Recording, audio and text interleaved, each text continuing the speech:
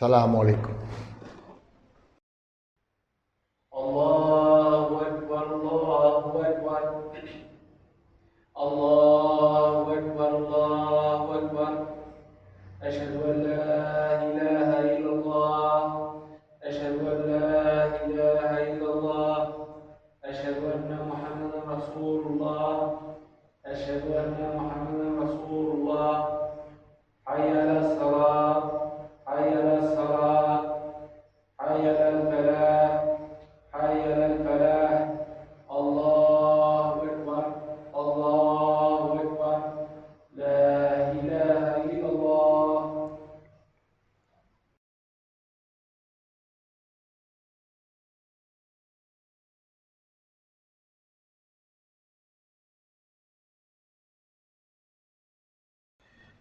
Bismillahirrahmanirrahim. Alhamdulillah. Nazkuruhu wa nastaghfiruhu wa na'udhu billahi min shururi anfusina wa sayyiati a'malina. Man yahdihillahu fala mudilla lahu wa man yudlil fala hadiya lahu. Wa ashhadu an la ilaha illallah wahdahu la sharika lahu wa ashhadu anna Muhammadan abduhu wa rasuluhu. Ya ayyuhalladhina amanu ittaqullaha haqqa tuqatih wa la tamutunna illa wa antum muslimun wa tasimu bihablillahi jami'an wa la tafarraqu. En el nombre de Allah, el clemente y el misericordioso. Alabado sea Allah, el Señor de los mundos, que no engendró ni ha sido engendrado y es incomparable. Alabado sea Allah, el Señor del universo, le glorificamos, le pedimos perdón por nuestros pecados y a Él nos encomendamos. Nos refugiamos en Allah de mal que existe en nuestras propias almas y de las consecuencias que pueden acarrear nuestras malas acciones.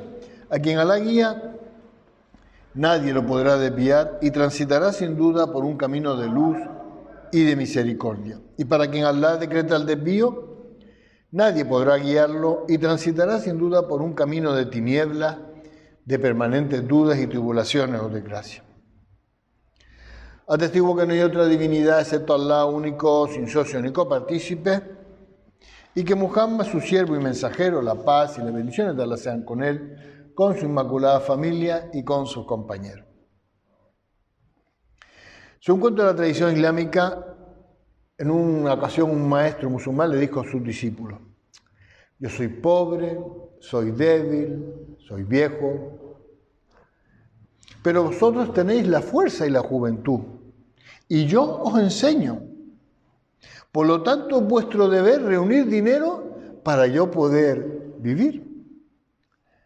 Los discípulos dijeron: pero maestro, ¿cómo podemos hacer eso? Si la gente de esta ciudad son todos unos avaros y no nos van a ayudar en nada, ¿no? Pensando debía pedir, ¿no? Entonces el maestro le dijo: mira, hijos míos, existe una forma de conseguir el dinero, no pidiéndolo, sino cogiéndolo, ¿no? En este caso, robar no sería pecado porque nosotros nos lo merecemos mucho más. Entonces los jóvenes dijeron: pero bueno, ¿y nosotros cómo lo hacemos? ¿Cómo lo podemos hacer? Y el maestro les dijo: mira, vayan siguiendo a un hombre rico hasta que llega a una calle donde nadie les vea y le quitan la bolsa. Eso sí, no le hagan daño. Entonces los discípulos decidieron: pues por supuesto, maestro, iremos a hacer la petición que tú nos haces. Y estaban saliendo todos cuando de repente se pararon porque vieron que uno no se movió, ni había hablado en ningún momento y estaba quieto. El maestro se le acercó y le dijo: mira, ¿ves todos estos? Quieren ayudarme, quieren esforzarse por mí, y tú no. Entonces el chico le dijo: es que lo que usted pide es irrealizable. ¿Cómo que es irrealizable? Y le dijo: no existe ningún lugar en el que nadie nos vea. Aun estando solo, Allah subhanahu wa ta'ala ve lo que estoy haciendo. Pero además me veo yo mismo también haciéndolo. Preferiría mendigar antes de que Allah y yo mismo nos viéramos robando. El maestro se llenó de alegría y de gozo y lo abrazó y le dijo: por fin me siento dichoso porque al menos uno ha entendido mis enseñanzas, ¿no? Porque era el maestro que les daba clases sobre el Islam. Claro, los otros se dieron cuenta de que el maestro lo que estaba era aprobándolo, ¿no? Entonces se llenaron de vergüenza y a partir de ahí, cada vez que les llegaba un mal pensamiento, querían realizar una mala acción, se acordaban de la frase que decía, que había dicho el discípulo, de Alá y mi propio yo me den. En este cuento se habla de algo muy importante, que es de lo infelices que podemos ser si no tenemos la conciencia tranquila. Es decir, uno no puede estar tranquilo sabiendo que Allah Subhanahu wa Ta'ala nos ha visto desobedeciéndole. ¿Y por qué estamos seguros de que Allah nos ha visto? Porque nosotros mismos nos hemos visto. Es decir, que si nosotros somos capaces de vernos, por supuesto que Allah Subhanahu wa Ta'ala nos ha visto. La realidad de creer en Dios, de la fe en Dios, es creer que Él está contigo, estés donde esté, y que Él te observa y que está al tanto de ti en todo momento y en todas tus acciones. Dice Sagrado Corán en la sura de Jonás Yunus y en la ley 61. Y no hay situación en la que os encontréis, ni recitación del que Él hagáis, se refiere al Corán, ni acción alguna que llevéis a cabo, que no estemos siendo testigos de ello cuando la emprendéis. A tu Señor no le pasa desapercibido en la tierra y en el cielo ni el peso de una partícula de polvo, ni algo aún más pequeño o mayor que eso, sin que esté en un libro claro, sin que no hay manera de escapar de que Allah nos vea. Además, seguramente alguna vez habrás sentido que después de hacer una mala acción te sientes interiormente mal.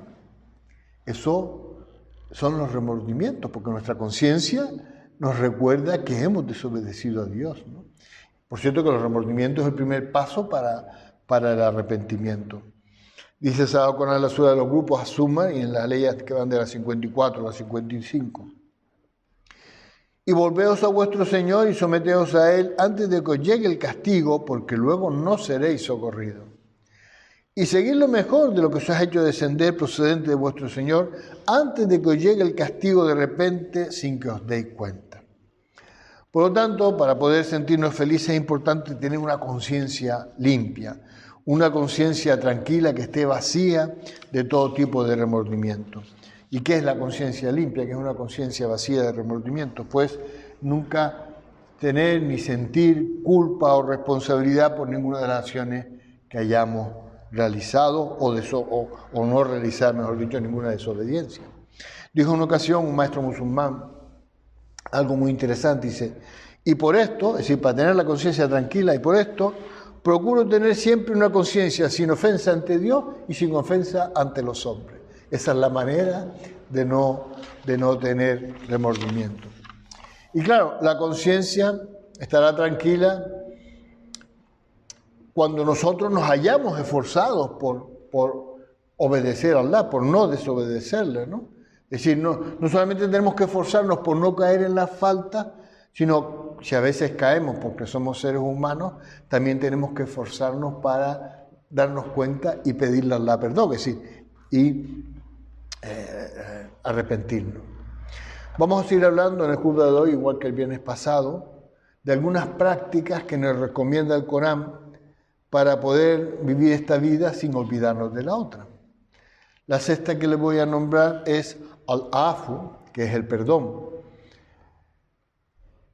Este nombre de Allah Subhanahu wa Ta'ala, en primer lugar, es un atributo que demuestra la gran misericordia que Él tiene hacia sus criaturas, el perdonador. Tiene muchas definiciones, ¿no? Se interpreta de muchas maneras. Es el que perdona, el que es amplio en su perdón, quien borra y no deja ninguna marca de la falta, quien absuelve e ignora toda la falta, quien hace desaparecer cualquier error o falta. Ese es el atributo del perdón de Allah Subhanahu wa Ta'ala. Dice Sagrado Corán en la sura de las mujeres An-Nisa y en la ley 99, a estos Allah los disculpa, Allah es indulgente y perdonador. Pero en segundo lugar, Allah Subhanahu wa Ta'ala quiere que practiquemos el perdón entre nosotros, ¿ah? Pero entendiendo que el perdón es mucho más que pedir perdón, porque el perdón en sí mismo libera o tiene que liberar de una deuda, no una deuda económica, que si fuera el caso también, sino de la deuda que se genera, ¿no?, cuando nosotros hacemos daño a alguien. Cuando nosotros hacemos daño a alguien, ese alguien tiene un derecho sobre nosotros y nosotros tenemos una deuda sobre él. Luego, perdonar, el perdón que quiere Allah subhanahu wa ta'ala que practiquemos entre nosotros, no solamente es pedir perdón y devolver ese derecho a la persona que dañaste, ¿no? Dice el Sagrado Corán en la sura de la familia de Imran, Al-Imran, y el día 133. Acudid presto hacia un perdón de vuestro Señor y a un jardín preparado para los que tienen taqwa, cuyo ancho son los cielos y la tierra. Vamos a ver ahora algunos motivos por los que practicar el perdón es una de las virtudes más importantes que debe tener aquel que quiere someterse a la voluntad de Allah, es decir, los musulmanes, ¿no? Primero, la cercanía al Creador, porque cuando perdonamos a los demás nos acercamos a Allah subhanahu wa ta'ala. ¿Por qué? Porque Allah nos recompensa por actuar de esa manera. Dice el Sagrado Corán en la sura de la consulta, Shura, en la ayah 40. La recompensa de una maldad es una maldad semejante a ella, ¿no? Eso sería la ley de Talión, lo justo, ¿no? Pero quien pasa por alto y se reconcilia, es decir, y perdona, su recompensa incumbe a Allah. Es cierto que Allah no ama a los injustos, ¿vale? Es decir, que tiene recompensa. En segundo lugar, el perdón entre nosotros purifica nuestro corazón, ¿eh? El perdón ayuda a liberar ese rencor que a veces, ese resentimiento que a veces se esconde en nuestro corazón con respecto a las personas que nos han dañado o que hemos dañado, ¿no? Y eso hace que se purifique el corazón y que tengamos una paz interior. Dice Sagrado Corán en la sura del criterio Forcán en la día 70. Excepto quien se vuelve atrás, crea y obre rectamente, a eso Allah le va a sustituir sus malas acciones por buenas. Allah es perdonador y compasivo. Limpia tu corazón, limpia tus rencores, ¿no? En tercer lugar, une a la comunidad, une a la umma, ¿no? Fomentar el perdón, pues fortalece los lazos entre las personas y crea un ambiente bueno, un ambiente de armonía y de paz entre nosotros, ¿no? Dice el Sagrado Corán en la sura de las habitaciones privadas, al Hujurat, y la ley 10. Los creyentes son en verdad hermanos, así pues hagan la paz entre sus hermanos, ¿eh? Y tengan taqwa, hagan la paz entre sus hermanos, perdónense, reconcíliense, ¿no? Para que así se les tenga misericordia. En cuarto lugar, empezamos diciendo que el perdón era un atributo de Allah. Pues entonces cuando nosotros perdonamos, estamos siendo reflejo de la misericordia de Allah, ¿eh? Al perdonar, los musulmanes estamos imitando, hombre, no en la gran categoría de Allah, pero estamos imitando en una pequeña categoría la misericordia de Allah subhanahu wa ta'ala, ¿vale? Porque Allah perdona a los que se arrepienten con sinceridad. Dice Sagrado Corán la sura de la luz, An-Nur, y al final de la ley 22, que perdonen y pasen por alto, no desean que Allah les perdone. Allah es indulgente y misericordioso. En quinto lugar, el perdón reduce el sufrimiento, ¿no? El perdón ayuda a sanar, a curar esas heridas emocionales o espirituales, tanto para el que perdona como para el perdonado, es decir, para ambos, ¿no? Porque cuando hay una deuda de daño, ¿no?, entre los dos se establece una relación de odio y de rencor, ¿vale? Y el perdón hace que eso se reduzca, ¿no? Que desaparezca esa herida emocional que tenemos, ¿no? Dice, si no, fíjense que cuando tienes un problema con alguien y se perdonan, se siente una felicidad impresionante. ¿Por qué? Porque ha desaparecido esa herida emocional de nuestro corazón, ¿no? Dice Sagrado Corán, las suras han sido explicadas detalladamente, Fusilat y en la ley 34. No son iguales la bondad y la maldad, responde con la mejor actitud y aquel con el que tenías enemistad será un amigo ardiente. Esa es una forma de borrar esos rencores. Y la séptima y última que le voy a nombrar es porque el profeta Muhammad sallallahu alaihi wasallam nos lo dejó como parte de su buen ejemplo, ¿no? Y que nosotros tenemos que seguir los ejemplos de los profetas. La paz y la bendición sean con ellos. La vida del profeta Muhammad fue siempre un modelo de perdón, ¿no? A pesar de todos los enfrentamientos que tuvo, de todas las adversidades, traiciones, de todo lo que pasó, él siempre demostró clemencia y compasión, siempre, ¿no? Durante muchos años los líderes de la Meca y los habitantes los persiguieron y los oprimieron, tanto al profeta como a sus seguidores. Le causaron sufrimiento, exilio, tuvieron que huir del país, enfrentamientos, ¿no? Sin embargo, cuando el profeta y sus seguidores conquistaron Meca, ¿no?, en lugar de buscar venganza, el profeta sallallahu alaihi wasallam mostró una misericordia grandísima hacia los que le habían tratado injustamente, ¿no? En esa ocasión él le dijo a los habitantes de la Meca, le dijo, hoy les digo lo que José le dijo a sus hermanos. Y recitó esa ley que es la ley 22 de la sura de José Yusuf, ¿no? Hoy les digo lo que José le dijo a sus hermanos y recitó la ley. No hay reproche contra ustedes hoy. Que Dios los perdone, Él es el más misericordioso de los misericordiosos. Y después de recitar esta ley, les dijo, hoy están libres. Y si no tomó ningún tipo de represalia, ¿no? El profeta Muhammad sallallahu alaihi wasallam, en vez de hacer una venganza que, entre comillas, no justa, porque lo habían hecho sufrir muchísimo, eligió pues la reconciliación, la paz, el perdón, y con eso que consiguió que muchísimos mequíes, muchísima gente de Meca, se convirtieran al Islam, al ver esa compasión y esa misericordia que emanaba del profeta sallallahu alaihi wasallam. Esta actitud promovió la unidad, curó viejas heridas, hizo una cosa fundamental, unió a la comunidad de Meca que estaba súper dividida, la unió completamente, estableciendo que el perdón puede transformar una comunidad completa, puede transformar una sociedad completa, ¿no? Que fue lo que pasó ahí en Meca, ¿no?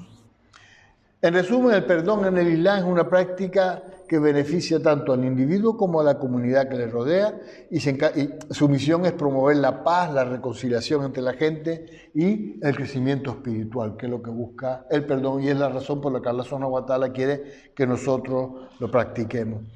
Dice Sagrado Corán en la sura Lugares Elevados, Al-Araf, en la ley 199, adopta la indulgencia como conducta, es decir, el perdón como cosa habitual en ti, ¿no? Ordena lo reconocido y apártate de los ignorantes. Wallah, y Allah sabe más. Que Allah nos bendiga con el grandioso Corán y nos guíe para que le temamos como se merece. Y ahora le pedimos perdón porque Él es el perdonador y el misericordioso.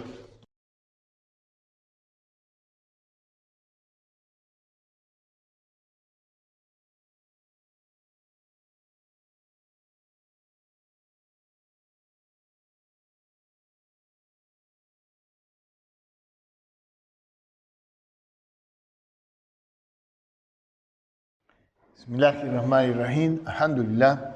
Nashkuruhu wa nastaghfiruhu wa na'udhu billahi min shururi anfusina wa sayyiati a'malina. Man yahdihillahu fala mudilla lahu wa man yudlil fala hadiya lahu. Wa ashhadu an la ilaha illallah wahdahu la sharika lahu wa ashhadu anna Muhammadan abduhu wa rasuluhu. Ya ayyuhalladhina amanu taqullaha haqqa tuqatih wa la tamutunna illa wa antum muslimun. وَاعْتَصِمُوا بِحَبْلِ اللَّهِ جَمِيعًا وَلَا تَفَرَّقُوا. En el nombre de Allah, el clemente y el misericordioso, alabado sea Allah, quien fortalece y eleva a los creyentes. Sabe que Allah está con nosotros, con su comunidad, y todo aquel que se desvíe de su comunidad será juzgado en el día del juicio final. Hermanos, hay que afianzarse en el Islam, agarrándose a la cuerda más fuerte que está formada, en primer lugar, por las palabras de Allah subhanahu wa ta'ala en el Sagrado Corán y por la Sunna o la tradición de nuestro querido profeta Muhammad sallallahu alaihi wasallam. Atestigo que no hay otra divinidad excepto Allah, único, sin socio ni copartícipe, y que Muhammad, su siervo y mensajero, la paz y las bendiciones de Allah sean con él, con su inmaculada familia y con sus compañeros. Según cuenta la tradición islámica, en una ocasión, un maestro musulmán que era conocido en su pueblo porque era un hombre que dedicaba un gran esfuerzo en todo lo que hacía, mientras estaba trabajando en su campo para dar de comer a su familia, ¿no? Se vio que en el borde había un árbol que estaba muy seco, estaba al borde de morir. Se sintió triste al ver cómo el árbol que antes había dado sombras y frutos, ahora estaba marchito. Y aunque muchos en el pueblo pensaban que no valía la pena que se esforzara por el árbol, el hombre se propuso salvarlo. A partir de ahí, cada día cuando terminaba su labor en el campo, iba, echaba agua, fertilizante y lo trataba con cariño.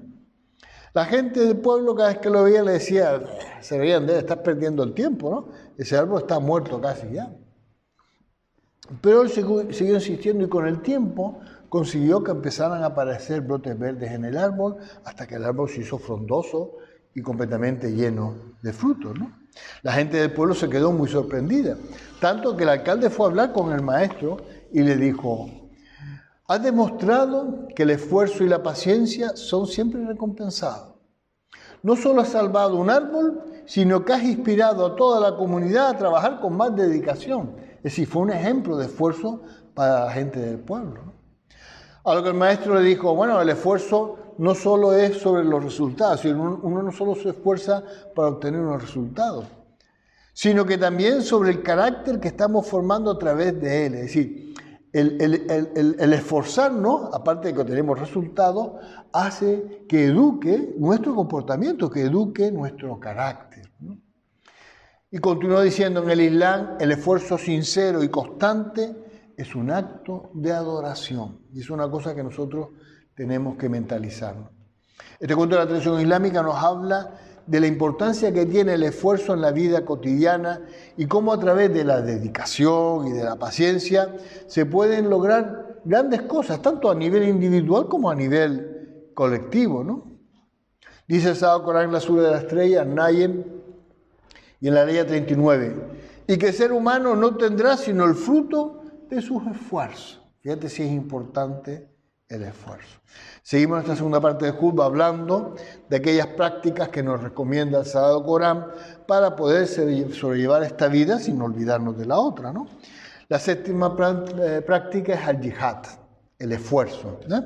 Esto significa luchar y esforzarse en contra de los malos pensamientos, de las malas acciones, de las agresiones a una persona, a una familia, a una sociedad o a un país.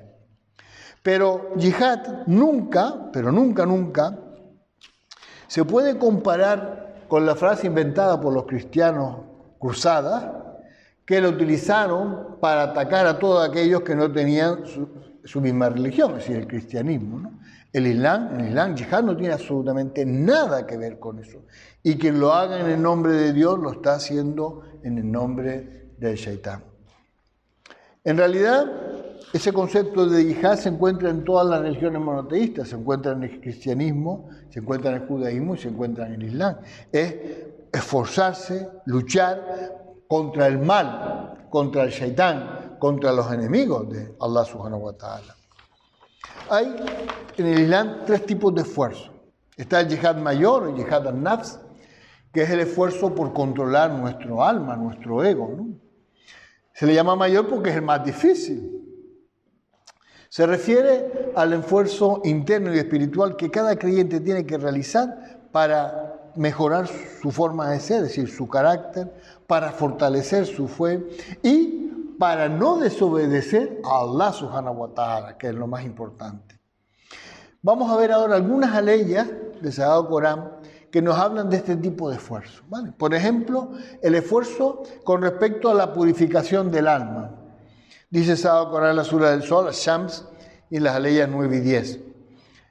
Ha triunfado quien purifica su alma y ha fracasado quien la corrompe. Es decir, que triunfa, obtiene éxito aquel que se esfuerza por purificar su corazón.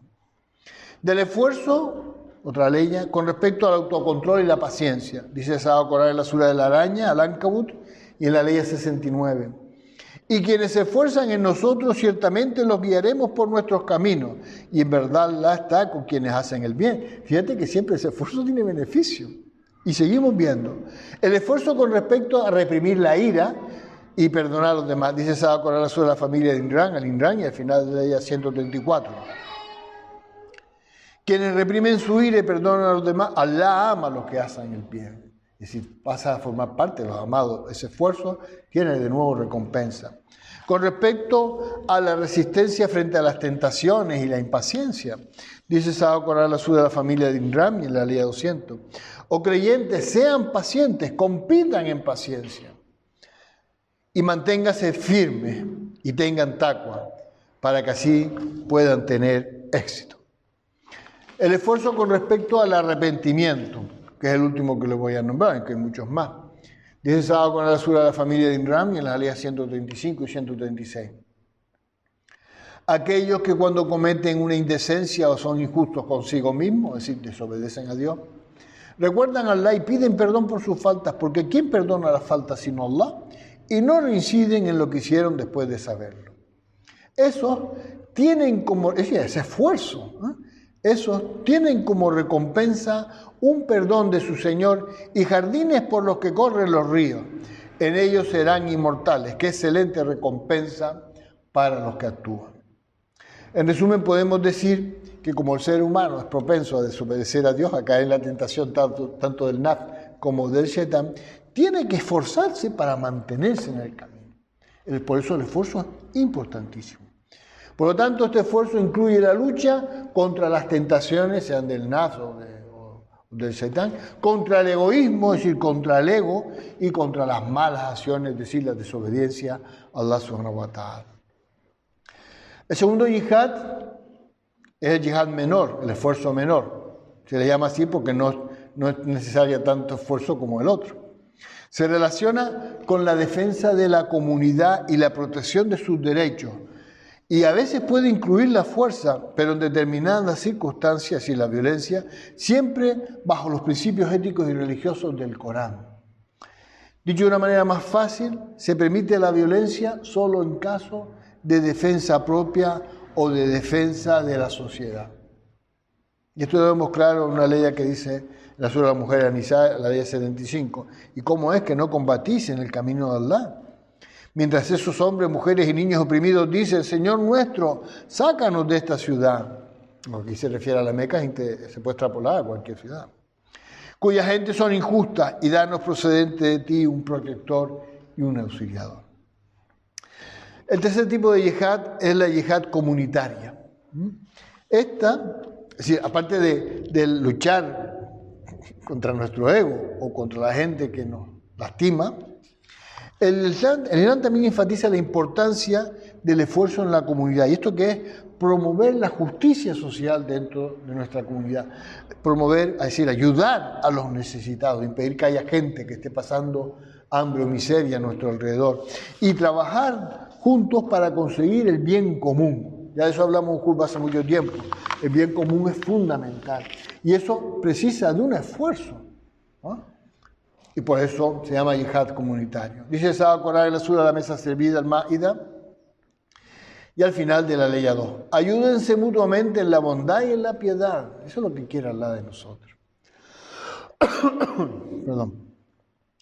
Pero no se ayuden mutuamente en el pecado y en la enemistad. Y tengan taqwa, pues Allah es severo en el castigo. En resumen, el esfuerzo en el Islam es una actitud integral. Nuestro nafs, nuestra defensa y nuestra comunidad. Abarca todo, ¿no? Abarca la lucha tanto interna como externa y enfatiza la importancia que tiene para el creyente, para el musulmán, el compromiso personal y social. Es decir, no solamente tienes que preocuparte de ti, sino preocuparte de los demás. Walala y Allah sabe más. Ahora invocamos a Allah el grandioso, que nos recordará siempre, y le agradecemos por sus gracias que las incrementará. Sabed que Él está bien informado de lo que hacéis, tened taqwa y pedid bendiciones por el profeta Muhammad. Repetía Allahumma salli ala Muhammadin. Allahumma, te pedimos que bendigas al profeta Muhammad, su familia, sus compañeros y todos aquellos que siguieron su ejemplo hasta el día de juicio final. Allahumma, te pedimos que protejas a todos los oprimidos y que impidas que los opresores continúen con sus opresiones. Allahumma, te pedimos que protejas y bendigas a todos nuestros hermanos que sufren y mueren en el mundo. Allahumma, tú que eres el perdonador y almas el perdón, perdónanos. Allahumma, perdónanos por el daño que hemos causado desobedeciendo tus órdenes. Allahumma, danos la fuerza para pedir perdón sin orgullo y la humildad para aceptar las consecuencias de nuestros actos.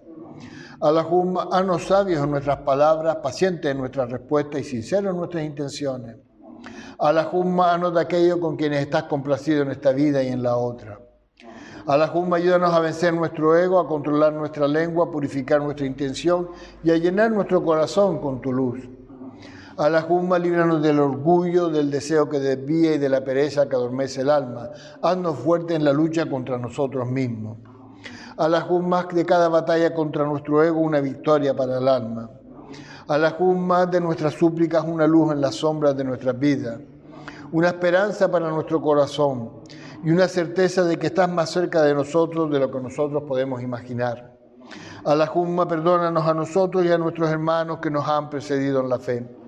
Haz que no briguen nuestros corazones rencor alguno hacia los que creen. Señor, tú eres el perdonador y el misericordioso, tú eres quien todo lo oye y todo lo sabe. Alhamdulillah, Rabbil Alamin. Ahora vamos a salar, inshallah.